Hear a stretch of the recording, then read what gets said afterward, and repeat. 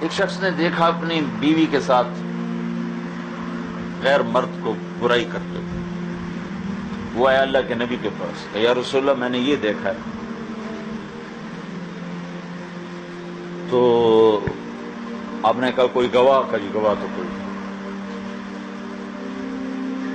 ہمارے ہاں تو شک پہ قتل ہو جاتے ہیں، مجھے بڑا رونا آتا ہے، بیٹا ساری زندگی زنا کرے تو کچھ پرواہ نہیں، اور بیٹی ایسی کسی سے بات کر لے تو ذبح کر دیتی۔ بیٹی کا غلط کو قدم اٹھے تو کہتے ہیں ہماری غیرت پہ حرف ہے، بیٹا شادی کر کے بھی زنا کرتا رہے تو کسی کی غیرت پہ کوئی حرف نہیں آتی۔ اگر اسی وجہ سے بچیوں کو قتل کرنا تو بچوں کو پہلے ذبح کرو۔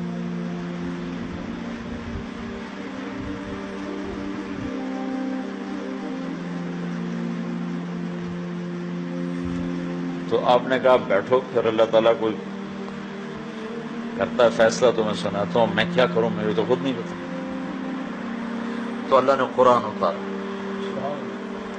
والذین یرمون ازواجہم، یہ واقعہ چشم دید ہے، خامد نے آنکھوں سے دیکھا ہے، اور قرآن کہہ رہا ہے جو اپنی بیویوں پر الزام لگاتے ہیں، الزام نہیں تھا، آنکھوں دیکھا، لیکن قرآن لفظ ہے والذین یرمون ازواجہم، جو اپنی بیویوں پہ تہمت لگاتے ہیں، وَلَمْ يَكُنْ لَهُمْ شُهَدَاءُ إِلَّا أَنفُسُهُمْ، اور ان کے پاس گواہ کوئی نہیں، وہ کیا کریں؟ شہادت احدہم 4 شہادات اللہ، تو پھر وہ 4 دفعہ گواہی دے کہ میں سچا ہوں، میں سچا ہوں، میں سچا ہوں، میں سچا ہوں، والخامسہ ان غضب اللہ علیہ ان کان من الکاذبین، اور 5ویں دفعہ یہ کہے اگر میں جھوٹا ہوں تو میرے اوپر اللہ کا غضب نازل۔